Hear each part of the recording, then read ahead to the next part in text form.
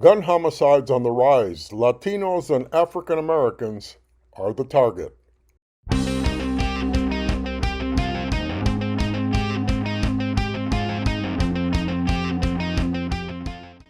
3,400 people were killed last year in just California alone by a bullet from a gun.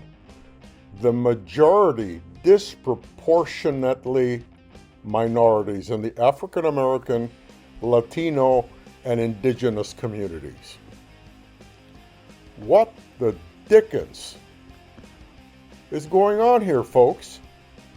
Racists can't keep killing us.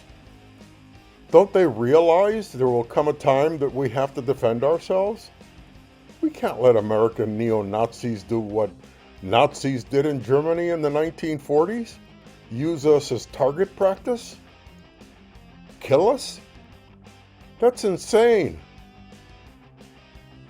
Welcome to Radio Labio's English program, where I share the most interesting notes of the day that you may not have had time to catch up on. I'm Juan Andres. To satisfy all Americans, we podcast in English as well as Spanish. Thank you for listening. Los Angeles Exposition Park was filled with 3,400 vases of white flowers, each symbolizing Californians who died from gun violence in 2020, the year of the COVID-19 pandemic. Today is the time to unite, Democrats, Republicans, everyone, to stop the violence, the hatred. Let's never stop being brave for this nation, said former Congresswoman Gabrielle Giffords, with the vast space covered in white flowers behind her. On January 8, 2011, during a meeting with her constituents in Tucson, Gabby Gifford was shot in the head during a shooting that killed 6 people and injured 19. After a long recovery, she has dedicated her life to raising awareness of the thousands of lives lost each year to gun violence. At the beginning of the year, she placed 40,000 vases of flowers in remembrance of the people who are killed and injured each year, and she started a national tour opening gun violence memorials in Philadelphia, New York, and now Los Angeles. When you drive through Los Angeles, you will also see billboards and signs calling attention to the gun violence crisis. From here, we're going to other states to remember the lives of those who we lost a year ago to gun violence, said the Director of Community Violence Initiative at Giffords Law Center. He pointed out that we're in an emergency of gun violence. The country experienced a 29% rise in gun homicides last year. In California, 3,400 were killed by a bullet from a gun, and the weight of this epidemic has fallen disproportionately on minorities in the Afro-American, Latino, and Indigenous communities. What a coincidence. Isn't that a coincidence?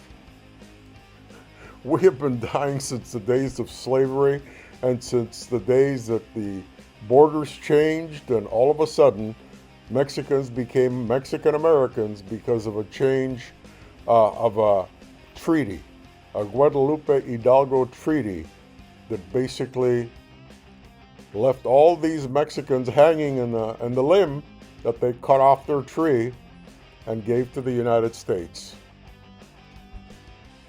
And here we are, all these hundreds of years later, still disproportionately being killed.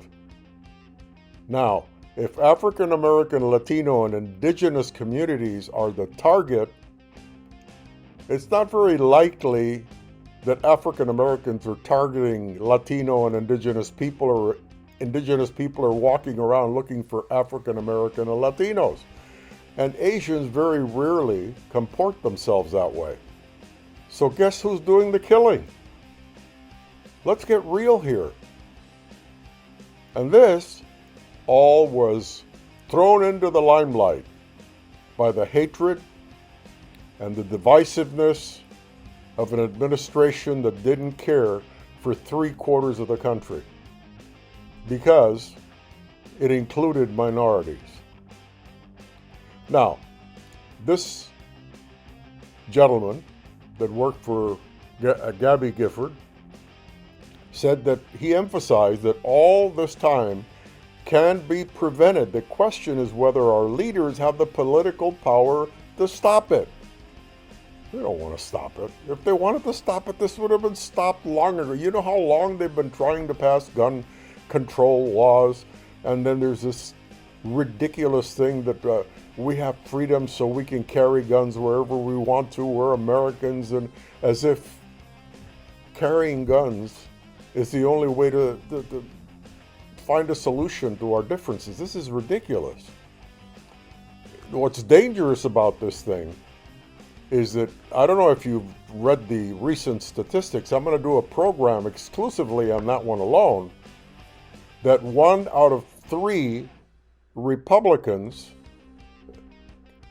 believe that to save America, there has to be violence in the streets. In other words, they're forecasting a revolution. 1 in 3 Republicans. That's insane. But, you know, the funny thing here is, you think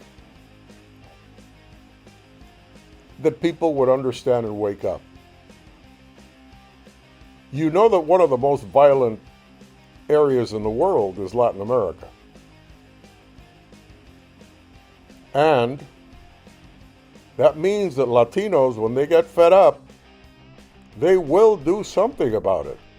It takes a long time, a long, long time, as it took in Central America and Mexico. But violence,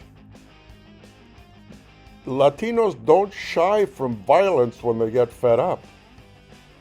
And this is what a lot of these crazy people that are going around talking about violence in the United States and targeting minorities are not taken into consideration. And that's my fear. I'm a very peaceful guy.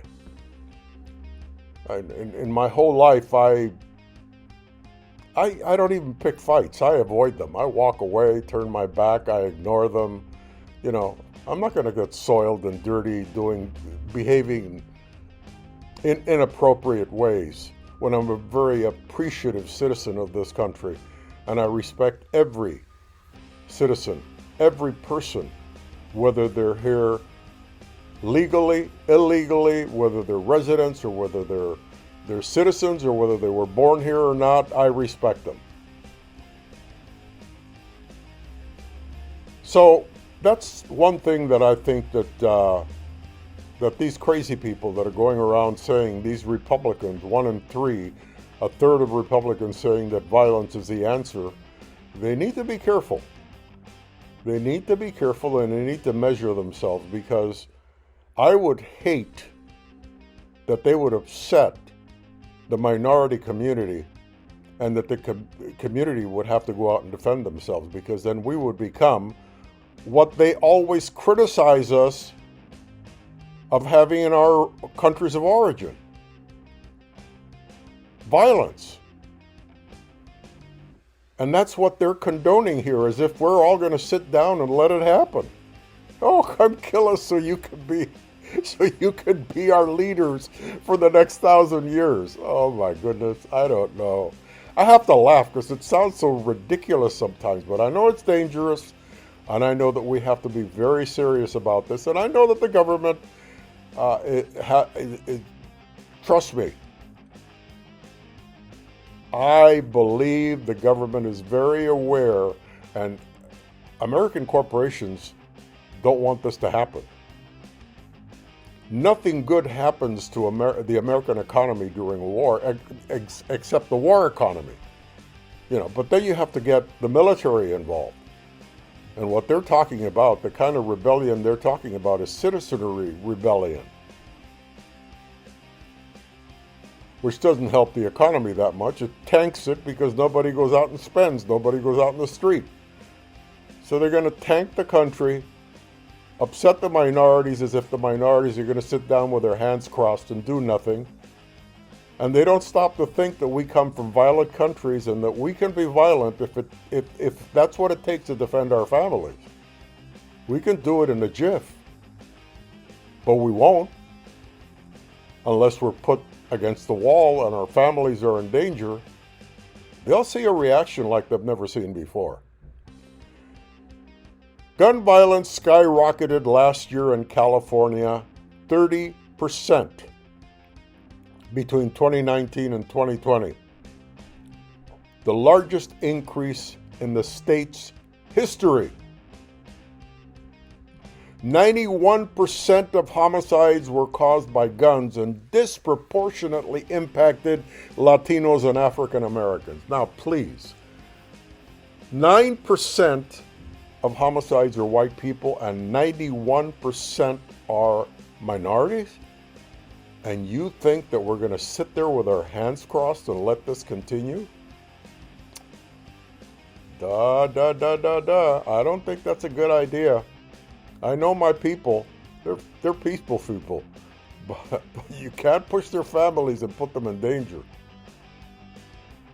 New data from the Center of Disease Control and Prevention showed that 45,000 people died last year in the country due to gun violence, a 15% increase compared to 2019, an average of more than 120 deaths per weapon every single day.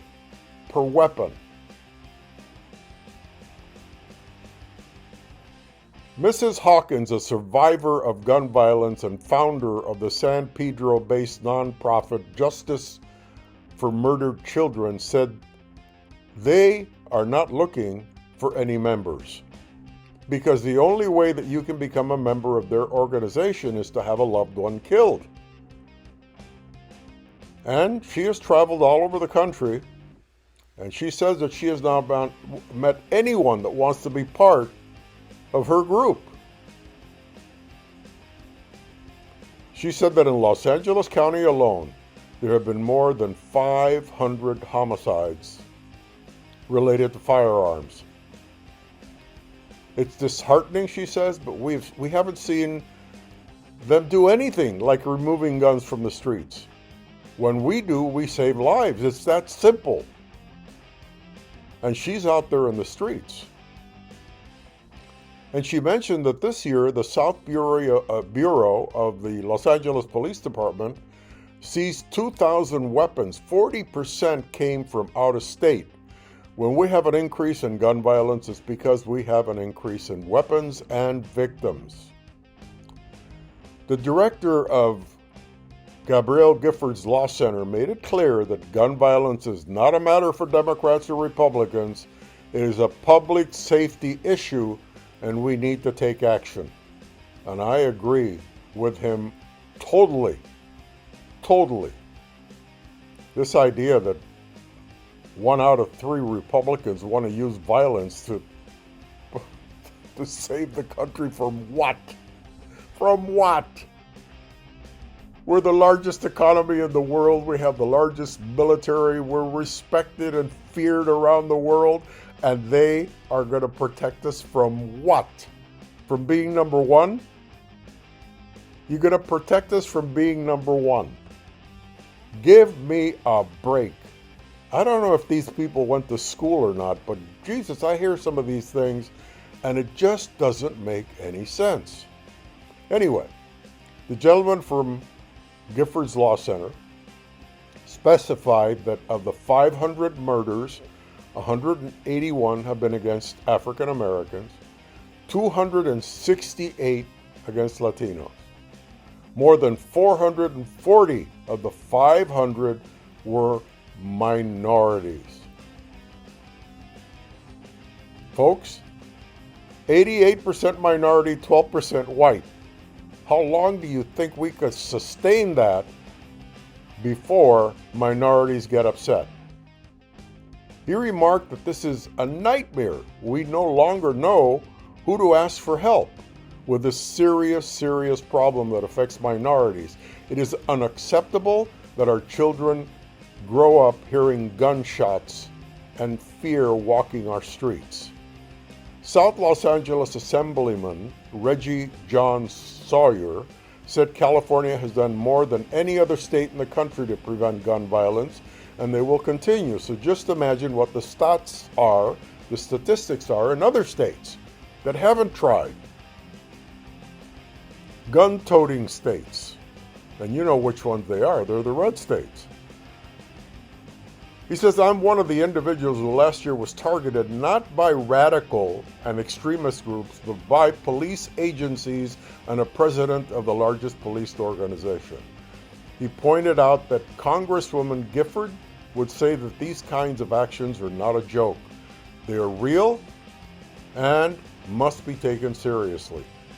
He stressed that we need to stop the violence. Latinos and African Americans have been killed more than any other group. In fact, by July 2021, firearm crimes were up 50% more compared to a year ago. He stated that this is an alarming trend in the largest cities in the country. And as chair of the Assembly Public Safety Committee, he says, I've taken steps so that weapons are not obtained illegally over the phone. I got the governor to sign a law in 2017 that prohibits the possession of weapons to those who have convictions for hate crimes. But in some states, you can pick up the phone and they can deliver the weapon to your door. It's like Amazon. Or Walmart.com. Oh, send me a gun. And UPS delivers it. God help us. God help us. Freedom is freedom, but this is senseless. I'm Juan Andres, and you can find us on more than 60 sites on the internet where you can listen to our podcast. Just, as a matter of fact, just ask Google. Go to Google and say Radio Labio, L-A-B-I-O. Radio, R-A-D-I-O, L-A-B-I-O. And bingo will show up. On my behalf, as well as my colleague Yvonne Encinas, who does programs on the weekends, and our manager and fellow on-air personality Francisco Maldonado, we thank you for listening, and we'll see you next time.